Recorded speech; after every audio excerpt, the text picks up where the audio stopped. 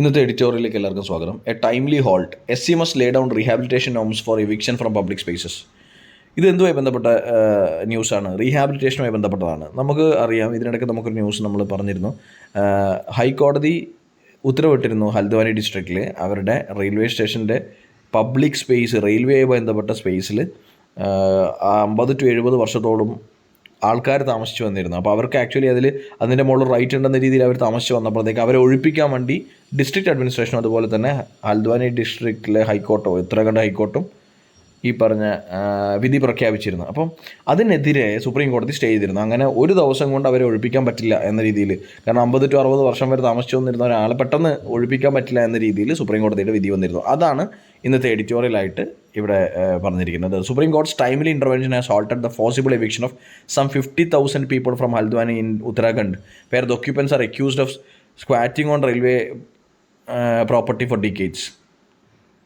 അപ്പോൾ ഇതിൽ പറഞ്ഞിരിക്കുന്നത് എന്താണ്? എത്രയോ വർഷമായിട്ട്, എത്രയോ ഡീക്കേഡ്സ് ആയിട്ട് താമസിക്കുന്ന 50,000 പേരെ ഒഴിപ്പിക്കാനാണ് ഉത്തരാഖണ്ഡ് ഹൈക്കോടതി ഉത്തരവിട്ടത്. പക്ഷേ സുപ്രീം കോടതി ടൈംലി ഇൻ്റർവെൻഷൻ എന്നാണ് പറഞ്ഞിരിക്കുന്നത്. വളരെ കൃത്യമായി ഇടപെട്ട് അവരെ ഒഴിപ്പിക്കുന്നത് തടയുകയാണ് ചെയ്തത്. ഈവൻ പാരാമിലിറ്ററി ഫോഴ്സസിനെ ഉപയോഗിക്കാൻ വേണ്ടിയിട്ട് വരെ ഉത്തരവിൽ പറയുന്നുണ്ടായിരുന്നു. ശരിക്കും ആക്ച്വലി ഹ്യൂമൻ റൈറ്റ്സ് ആംഗിൾ അതിൽ ഉണ്ടായിരുന്നില്ല എന്ന് വ്യക്തമായി നമുക്ക് മനസ്സിലാക്കുന്ന കാര്യമാണ്.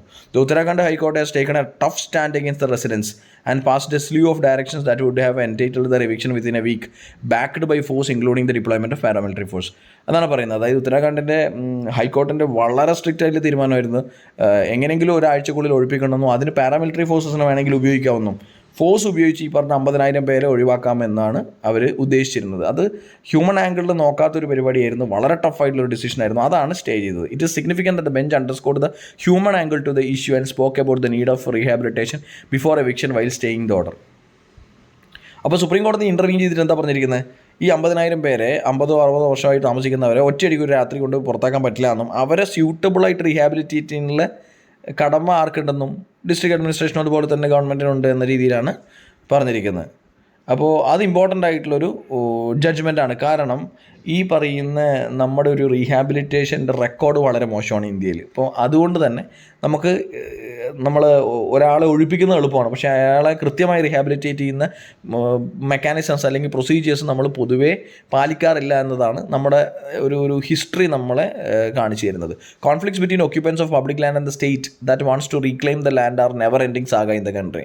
കാരണം ഏതെങ്കിലും ഒരു സമയത്തായിരിക്കും ഈ പറയുന്ന ഇൻഹാബിറ്റൻസ് ഇതിൻ്റെ ഒരു വിധി വരുന്നത്. കാരണം ഇത് പബ്ലിക് സ്പേസ് ആണ്, അല്ലെങ്കിൽ ഇതൊരു ഗവൺമെൻറ് പ്രോപ്പർട്ടിയാണ്, ഒഴിവാവണം എന്ന് പറയുന്നത്. പക്ഷേ എത്രയോ വർഷമായിട്ട് അവരുടെ ലൈവ്ലിഹുഡും അല്ലെങ്കിൽ അവരുടെ താമസമൊക്കെ ഇതുമായി ബന്ധപ്പെട്ടതായിരിക്കും, ഈ സ്ഥലവുമായി ബന്ധപ്പെട്ടതായിരിക്കും. അപ്പോൾ അതിൻ്റെ കാരണം എന്ന് പറയുന്നത് shortage of housing as well as inadequate recognition of the right to shelter means the large masses of people encroach on vacant land be it on the bed of the water bodies or government property. ഇത്രയധികം ഹൗസിങ്ങിനോ അല്ലെങ്കിൽ മറ്റ് basic ആയിട്ടുള്ള നീഡ്സിനോ പറ്റാതെ അവർക്ക് തീരെ opportunities ഇല്ലാത്തവർ സ്വാഭാവികമായിട്ടും ഈ പറഞ്ഞ ഗവൺമെൻറ് പ്രോപ്പർട്ടി എൻക്രോച്ച് ചെയ്ത് അല്ലെങ്കിൽ കയ്യേറി അവിടെ താമസിക്കുക എന്ന് പറയുന്നത് കോമൺ കാര്യമാണ്. This often leads to attempts to evict the occupants and spawn litigations. Invariably there are claims to occupancy rights based on long years of stay at the same location. There are court judgments that stress rehabilitation measures and consultation with oustees before eviction. അപ്പോൾ ഇങ്ങനെയുള്ള കാര്യത്തിൽ കോർട്ടിൻ്റെ നിർദ്ദേശം already ഉണ്ട്. അതായത് ഇങ്ങനെയുള്ള കുറേ വർഷമായി താമസിക്കുന്ന ഗവൺമെൻറ് പ്രോപ്പർട്ടിയിലാണെങ്കിലും താമസിക്കുന്ന ആൾക്കാരെ വളരെ കൃത്യമായിട്ട് റീഹാബിലിറ്റേഷന് ശേഷം മാത്രമേ എന്ത് ചെയ്യാൻ പാടുള്ളൂ, ആ സ്ഥലം ഏറ്റെടുക്കാൻ പാടുള്ളൂ എന്നുള്ളത് പറയുന്നുണ്ട്. India does not have a good record on rehabilitation of those evicted from public spaces, and this case presents an opportunity to Supreme Court to lay down the law of meaningful rehabilitation as well as effective prevention of encroachment.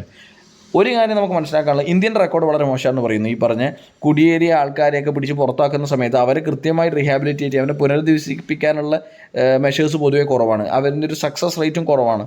അതുപോലെ തന്നെ ഈ പറയുന്ന encroachment, ഈ കയ്യേറ്റം ശരിക്കും government പ്രോപ്പർട്ടിയിൽ നിർത്തലാക്കണം. പക്ഷേ എന്ത് വേണം എന്നാണ് പറയുന്നത്? മീനിങ് ഫുള്ളായിട്ടുള്ള റീഹാബിലിറ്റേഷൻ വേണം. ഈ പുറത്താക്കിയ അല്ലെങ്കിൽ 50,000 പേര് ഒരു സ്ഥലത്ത് നിന്ന് പുറത്താക്കുമ്പോൾ അവരും അവരുടെ ഫാമിലീസും കൃത്യമായി മീനിങ് ഫുള്ളായിട്ട് മറ്റൊരു സ്ഥലത്ത് പാർപ്പിക്കാൻ പറ്റുന്നുണ്ട് എന്നുള്ളത് നമുക്ക് എൻഷുർ ചെയ്യാൻ പറ്റണം. അതിന് സുപ്രീം കോടതി ഡയറക്ഷൻസ് പുറപ്പെടുവിക്കേണ്ടതാണ് എന്നാണ് എഡിറ്റോറിയൽ പറയുന്നത്.